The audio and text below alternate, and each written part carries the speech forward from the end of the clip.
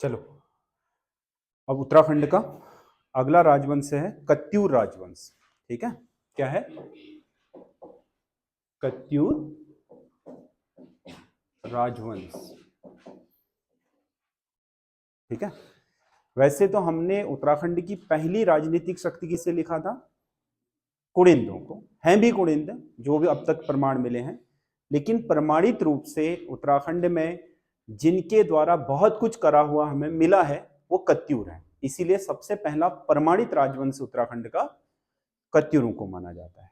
ठीक है, अब इतिहासकार इन्हें कार्तिकेयपुर राजवंश भी बोलते हैं और कत्यूर राजवंश भी, दोनों नामों से जाना जाता है। इसको लेकर के काफी कंफ्यूजन भी है, इसीलिए जितने भी इतिहासकार उत्तराखंड का इतिहास लिखते हैं सबकी अपनी अपनी थ्योरी है इसको लेकर के, चाहे वो बद्रीदत्त पांडे हों, चाहे वो रतूड़ी हों, या फिर शिव प्रसाद डबराल हों, या एटकिंसन ने जो गजेटियर लिखे हैं उनमें हो, या फिर आपका राहुल सांकृत्यायन ने जो उत्तराखंड के विषय में लिखा हो। ठीक है, सबने अपने अपने अलग अलग मत दिए, जिसको जैसी जानकारी मिली उसने उस आधार पर बोला कि कार्तिकेयपुर अलग थे, कत्यूर अलग थे। लेकिन सब लोगों की जो मिली जुली थ्योरी है उसको लेकर के आपका एक निष्कर्ष निकाला जाता है कि कार्तिकेयपुर राजवंश ही वास्तविक रूप से कत्यूर राजवंश था। इसकी वजह थी, समझ गया ना? कहा जाता है कि लगभग 700 ईस्वी से लेकर के 1000 ईस्वी तक, इन 300 सालों तक जो ये राजवंश चला था वो चला था कार्तिकेयपुर से, जिसे वर्तमान में हम जोशी मठ बोलते हैं। वहां इनकी राजधानी थी और कार्तिकेयपुर वहीं से चलता था। ठीक है, बाद में कहा जाता है कि जो दूसरा परिवार हुआ, ठीक है, इसमें निम्बर देव परिवार में ईष्टगण देव ने पूरे उत्तराखंड को जीत लिया। आरंभ में ये उसी क्षेत्र में सीमित रहे होंगे, बाद में फिर ये पूरे उत्तराखंड में राज करने वाली शक्ति हो गई।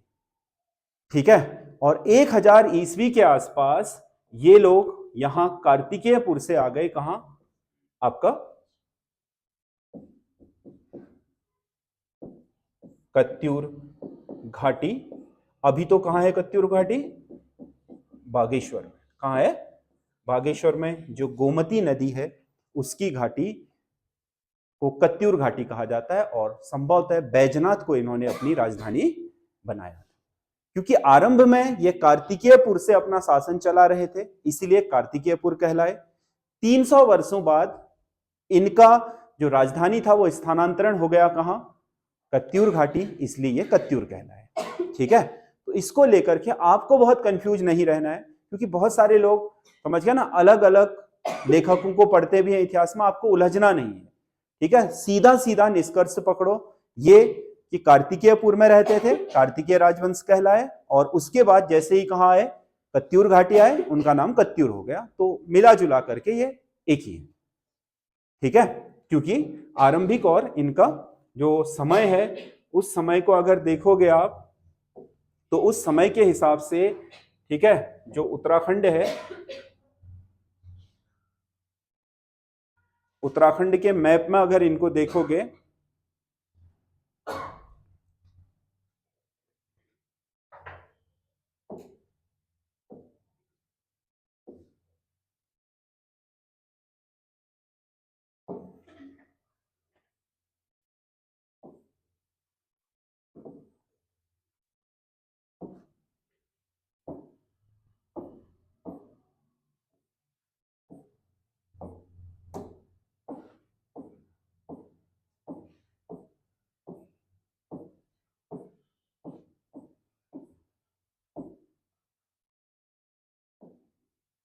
उत्तराखंड के मैप में अगर इनको देखोगे तो आपको पता चलेगा कि ये जो लोग हैं पहले यहां से शासन कर रहे थे। कहां से? कार्तिकेयपुर से, इसलिए कार्तिकेयपुर कहलाए। बाद में ये आ गए कहां? यहां। कहां? कत्यूर घाटी में। उसके बाद ये क्या कहलाए? कत्यूर कहलाए। बस ये आपको ध्यान में रखना है। 300 साल लगभग इन्होंने यहां शासन करा है। उसके बाद इन्होंने जो इनका पतन कालीन समय था जो कत्यूर घाटी में है, वो अशांति देव परिवार कहलाता है। 3 परिवार तो इनके बहुत महत्वपूर्ण हुए हैं, ठीक है, बसंत देव, निम्बर देव और सलोणादित्य। इन तीनों परिवार में कुल मिलाकर के 14 शासक हुए हैं। उन्होंने तो कहा जाता है कहां से शासन करा, आपके कार्तिकेयपुर से। बाद में पतन काल में ये आ गए थे कत्यूर घाटी में। कत्यूर घाटी का जो परिवार है वो कहलाता है अशांति देव परिवार। समझ गया ना, उसके राजाओं का बहुत लंबा चौड़ा विवरण है नहीं, ठीक है। एक अशांति देव का पता चलता है और एक बाद में ब्रह्मदेव का पता चलता है, अंतिम शासक जिसे वीरम देव कहा गया है उत्तराखंड के जागरों में, उसका कई बार जिक्र आता है जागरों में, वीरम देव। अशांति देव परिवार यहां से शासन करा, बाकी 3 परिवारों ने यहां से शासन करा था, ठीक है। तो अगर आप कत्यूरी राजवंश की हिस्ट्री में जाओगे तो सीधी सी बात, पहली चीज क्या आएगी आपके सामने कि ये थे कौन, ठीक है। क्या कार्तिकेयपुर और कत्यूर एक ही हैं? बिल्कुल एक ही हैं। शुरुआती वहां से थे तो कार्तिकेयपुर कहलाए, बाद में यहां गए तो कत्यूर कहलाए। पहली चीज, इनका इतिहास जानने का स्रोत क्या है पूछेगा, ठीक है। कत्यूरों का इतिहास की प्रमाणिकता क्या है, तो आप कहोगे ताम्र पत्र। क्या है? ताम्रपत्र लेख। इनके ताम्रपत्र लेख कहां कहां से? पांडु केश्वर और कंडारा, बागेश्वर और बैजनाथ से प्राप्त हुए, ठीक है। जो इनके 8 ताम्रपत्र प्राप्त हुए हैं उनमें सबसे ज्यादा ताम्रपत्र हैं ललित सूर्यदेव के। अभी इन राजाओं का वर्णन हम अलग से पढ़ेंगे, ठीक है। इन ताम्रपत्रों में इनकी वंशावली से लेकर के इनकी अन्य जो आपकी भूराजस्व व्यवस्था है, सामाजिक व्यवस्था है, उसके अलावा सैन्य व्यवस्था है, राज परिवार के नामों का उल्लेख है, सब कुछ मिल जाता है, ठीक है। इसीलिए हमने इसे प्रमाणित राजवंश माना है। यही अभिलेख हैं जिनसे हमें पता चलता है कि कुमाऊं में और गढ़वाल में, यानी कि सम्मिलित रूप से उत्तराखंड में एक राजनीतिक शक्ति जिसने लगभग 645 ईस्वी से लेकर के 11वीं 12वीं शताब्दी तक शासन किया, वो यही थे, ठीक है। क्योंकि 11वीं 12वीं तक ये छुटपुट शासन कर ही रहे थे। पूरे उत्तराखंड से तो छिन गया 1000 ईस्वी के बाद। गढ़वाल में पवारों का आधिपत्य शुरू हो गया और कुमाऊं में चंदू का आधिपत्य शुरू हो गया, तो सिमटते चले गए। बाद में फिर ऐसे इनका क्या समय बीतता रहा, ठीक है। बहुत शाखाओं में भी बढ़ गए। कहा जाता है कि इनकी बैजनाथ वाली शाखा की एक शाखा पाली पछाऊ द्वाराहाट में भी चली गई थी, जिन्होंने द्वाराहाट के मंदिर समूह का निर्माण करवाया है। एक पाली पछाऊ में, एक आपका कत्यूर घाटी में, कुछ कहा जाता है कि ये आपके अस्कोट साइड में भी आ गए थे। अस्कोट के वैसे हैं तो पाल शासक, समझ गया ना, लेकिन कहा जाता है कि कत्यूरों की ही क्या थी, वो एक शाखा थी और उसी के रूप में ये यहाँ स्थापित हुए, ठीक है। लेकिन हमारे पास इनके विषय में जानने के स्रोत ये हैं, कत्यूरों के विषय में। किनका इतिहास? कत्यूर इतिहास की बात करोगे तो हमारे पास ताम्रपत्र है, जिनसे हमें पता चलता है कि वास्तविक रूप से कत्यूर उत्तराखंड के एक महान शक्ति हुए। और इसके अलावा इनके द्वारा बनाई गई कलाकृतियां, जैसे जागेश्वर के मंदिर हैं, द्वाराहाट के मंदिर समूह हैं, समझ गया ना, ये इन्हीं के द्वारा निर्मित करवाए गए हैं, जो आज भी हमारे यहाँ सांस्कृतिक रूप से उत्तराखंड की महान व ऐतिहासिक विरासत के रूप में हमारे पास उपलब्ध है, ठीक है। वो तो बात की बात हो गई, लेकिन प्रमाणिकता कि हाँ यही था, ये ताम्रपत्रों में लिखित लेखों से प्राप्त चली है, ठीक है। तो इसके अनुसार कत्यूर राजवंश में आरंभिक जो कत्यूर राजवंश है,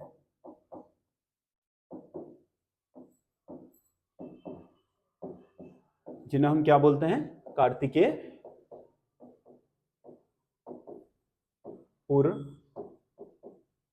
राजवंश, ठीक है। इनकी हमारे पास जो वंशावली मिली है उसमें 14 शासकों का उल्लेख है। कितनों का? 14 शासकों का, ठीक है। अब इनके 3 परिवार हुए हैं। कितने परिवार? 3 परिवार का मतलब 3 अलग अलग कुल के लोगों ने शासन किया है, ठीक है। 3 अलग अलग कुल, शायद पहला कुल ने शासन करा हो, फिर किसी वजह से उस कुल में योग्य लोग ना रहे हो तो दूसरे लोगों ने उस शासन को इसी नाम से आगे बढ़ाया, फिर उसमें ना रहे हो योग्य और तीसरे लोगों ने इस शासन को आगे बढ़ाया। इस तरीके से शासन चला है। ठीक है, तो इन तीन परिवारों में जो आपके वंशावली है, उस वंशावली का उल्लेख हमें, पहला जो वंशावली है वो है क्या है, बसंत देव परिवार। बसंत देव परिवार। अगर आपसे कहेंगे कि बसंत देव परिवार का उल्लेख किस ताम्रपत्र में है, तो यह है बागेश्वर ताम्र पत्र में। किसमें है, बागेश्वर ताम्र पत्र में। ठीक है, जो ये मैं वंशावली लिखा रहा हूं। बसंत देव के बाद अगले शासक का नाम इसमें उल्लेखित नहीं है। शासक है ये तो है, लेकिन नामो उल्लेख उसका नहीं है, उसका नामो उल्लेख नहीं है। इसके पीछे की वजह बताई जाती है कि इस क्षेत्र में इस समय ललितादित्य मुक्तिपीठ, कश्मीर का एक शासक हुआ है। समझ गया ना, कश्मीर में आपने राजवंश जो पढ़े थे, उत्पल वंश, लोहार वंश, समझ गया ना। तो कश्मीर के राजवंश में एक शासक हुआ है ललितादित्य मुक्तिपीठ, बहुत महान शासक। संभवतः उसने यहां पर आक्रमण करा, जिसके कारण बसंत देव के बाद इस राज्य का पतन हो गया है। संभवतः इसलिए इस शासक का नाम बहुत उत्कृष्टता से लिया नहीं गया है। ठीक है, उसके बाद इसे पुनर्स्थापित करा है खरपर देव ने। किसने, खरपर देव ने। ठीक है, और फिर चौथे का नाम आया, पहला ये हो गया, दूसरा ये हो गया, तीसरा ये हो गया, चौथे का नाम आया है कल्याण राज देव।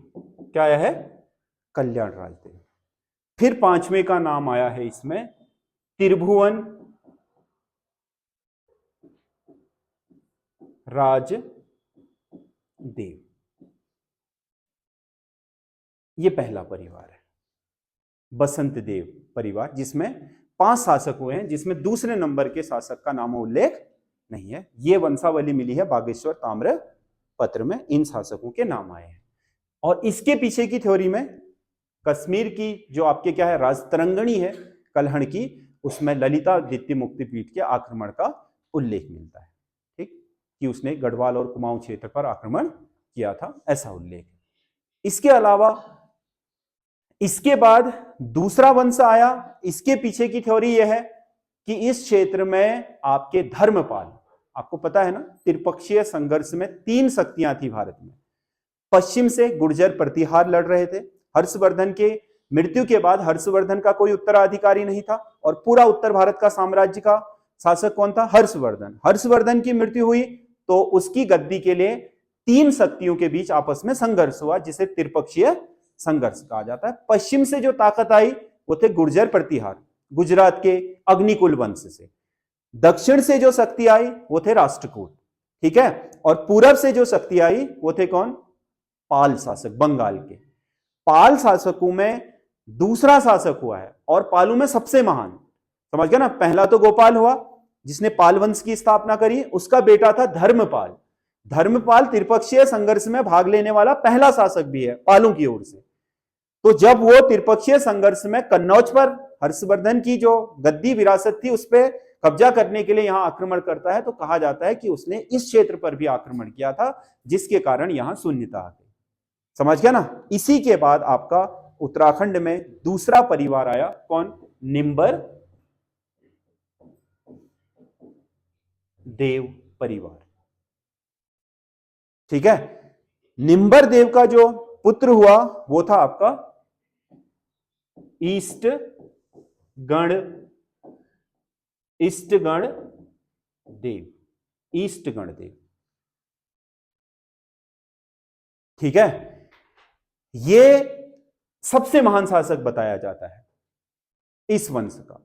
कहा जाता है कि जो कार्तिकेयपुर क्षेत्र में इनका राज चलता था, इस राज को इसने उत्तर में हिमालय से लेकर के दक्षिण में बुंदेलखंड, बुंदेलखंड मतलब सॉरी रोहेलखंड, रोहेलखंड जिसे आज आप बरेली बोलते हो, हमारा तराई में है ना बरेली, उधम सिंह नगर से पीछे क्या है पीलीभीत बरेली आ जाता है, तो वहां तक पूर्व में गंडकी नदी, काली से भी पार गंडक नदी तक, नेपाल का 1/4 राज्य आ जाता है इसमें, और पश्चिम में सतलज नदी तक 1/4 हिमाचल का, 1/4 हिमाचल का पूरा कुमाऊं गढ़वाल, और 1/4 नेपाल का चौड़ाई में और लंबाई में, और चौड़ाई में क्या हिमालय से लेकर के नीचे बरेली तक का पूरा जो उत्तराखंड था उसका एकीकरण करा किसने?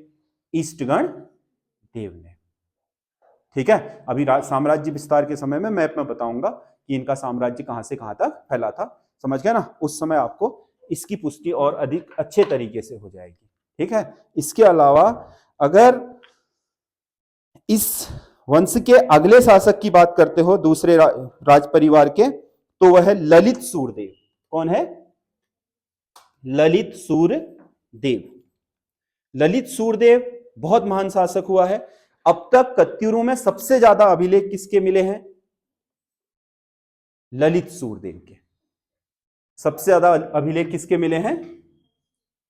ललित सूर्यदेव के।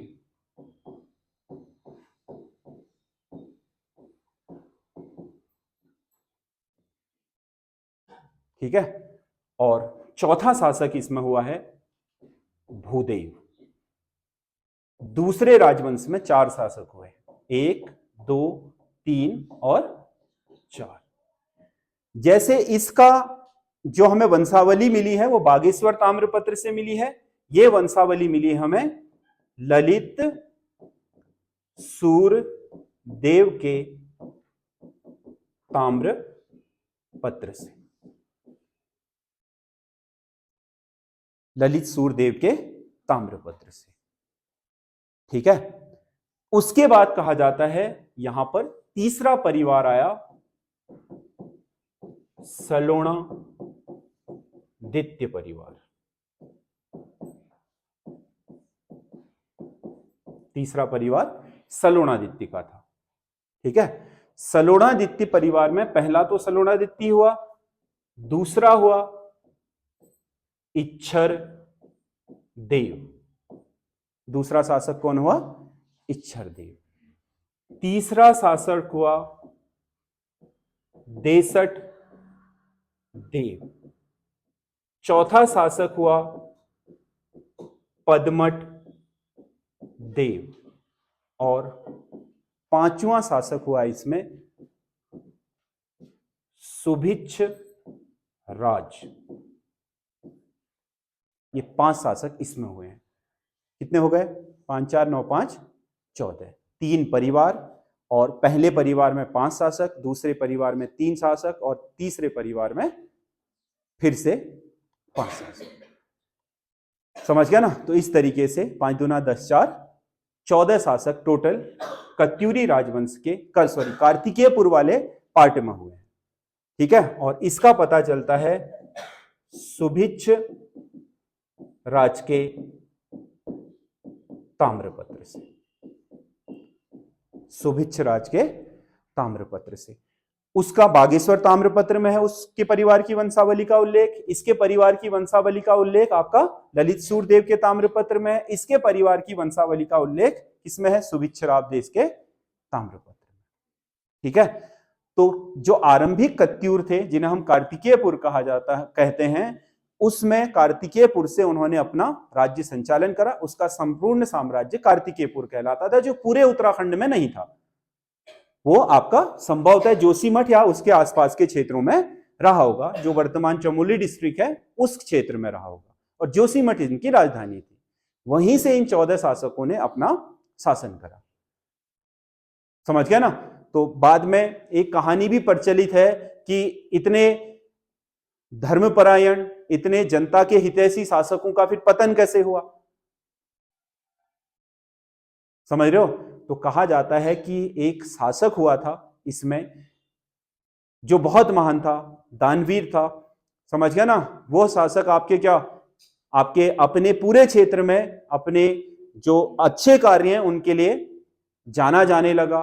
बाद में भगवान विष्णु उसकी परीक्षा लेने के लिए एक दिन उसके घर आए। वो घर में उपस्थित नहीं था, शिकार पर गया हुआ था। उस राजा की पत्नी ने विष्णु को ब्राह्मण के भेष में देख करके ब्राह्मण को अपने घर में भोजन कराया। ब्राह्मण ने आराम करने की इच्छा जताई तो उन्होंने राजमहल के अपने ही कक्ष में उन्हें विश्राम करने के लिए आपका सुला दिया। समझ गया ना। और जब राजा शिकार से वापस आया और अपने कक्ष में किसी पराये मर्द को देखा तो उसने गुस्से के मारे तलवार निकाली और उस राजा के हाथ में बाजू में प्रहार करा तो वो बाजू गिरने से बच गया, लेकिन कट गया था, उसका थोड़ा सा हिस्सा बच गया। तो राजा ने क्या, जब क्रोधवश ये काम कर गया और फिर बाद में उसे पता चला कि ये तो क्या है, विष्णु के अवतार हैं, और गलतफहमी बस ऐसा हो गया है, शक हो गया था उन्हें अपनी पत्नी पर। समझ गया ना। इस वजह से उन्होंने वो वार कर दिया गुस्से में, बिना सोचे समझे। बाद में उन्हें पश्चाताप हुआ, उन्होंने माफी मांगी। उन्होंने कहा कि श्राप तो मैंने दे दिया है, लेकिन तुम्हारा श्राप तात्कालिक नहीं होगा। जो मेरी बाजू है, समझ गया ना, ये आपका जब तक अस्तित्व में रहेगी, समझ गया ना, तब तक तुम्हारा राज्य भी अस्तित्व में रहेगा। जैसे जैसे ये कमजोर होती चले जाएगी तुम्हारा राज्य, और जिस दिन हाथ गिर जाएगा उस दिन तुम्हारे साम्राज्य का पतन हो जाएगा। ये कहावत है, ये कहीं लिखा नहीं है, ध्यान में रखना। ये एक स्थानीय क्या है, लोकोक्ति है, यानी कि स्थानीय कहावत है, जनश्रुति जिसे बोलते हैं। समझ गया ना। उसमें ऐसा माना जाता है। इसलिए कहते हैं कि बद्रीनाथ की जो बद्री विशाला की जो मूर्ति है वो खंडित मूर्ति है, विष्णु का वही स्वरूप है। इस तरह की भी बातें की जाती है, कोई प्रमाणित चीज नहीं है, पहले ही बता दूं। समझ गया ना। इसको लेकर के एक कहावत है बस। और कहा जाता है कि जैसे ही उस मूर्ति का हाथ क्या हुआ, धड़ से अलग हुआ, वैसे ही उनका वहां पतन हो गया और ये लोग कहां चले आए, फिर कत्यूर घाटी में चले आए। क्योंकि ये जो आपका कौन है, ईष्टगण देव है, इसके समय तक इसने कार्तिकेयपुर राजवंश का विस्तार पूरे उत्तराखंड में कर दिया था। ये भी उन्हीं का क्षेत्र था और वो वहां से शिफ्ट होकर के यहाँ आए। और यहाँ पर जो कार्तिकेयपुर राजवंश के शासक शिफ्ट हुए थे, उनमें ये 3 परिवारों के लोग नहीं थे, बल्कि इसमें शासन करने वाला एक नया परिवार आया, उसे बोलते हैं अशांति देव परिवार। ठीक है। और कार्तिकेयपुर में कत्यूर घाटी में जिन कत्यूरों ने शासन करा वो कौन थे, अशांति देव परिवार के लोग थे। ठीक है। और उसी में आपका एक शासक का नाम जागरूम आता है, जिसे मैंने क्या बोला, ब्रह्मदेव या बीरमदेव। ठीक है, बीरमदेव, जिसका बाद में आपके कहा जाता है कि जो रुद्रचंद है उसने खत्म करके उसे कत्यूर साम्राज्य का पूर्णतः समापन कर दिया था। ठीक है, ब्रह्मदेव या बीरमदेव उसका नाम आता है। तो ये पहला क्या है, राजवंश है कत्यूरों का, जो कहां से चला था, कार्तिकेयपुर राजवंश से। उसके जो इतिहास जानने के स्रोत हैं, उन ताम्रपत्रों से ये बात हमें पता चली है, और यही प्रमाणित तथ्य है कि उत्तराखंड में इन्होंने शासन किया था। बाकी इनकी सांस्कृतिक गतिविधियां भी हैं। ठीक है।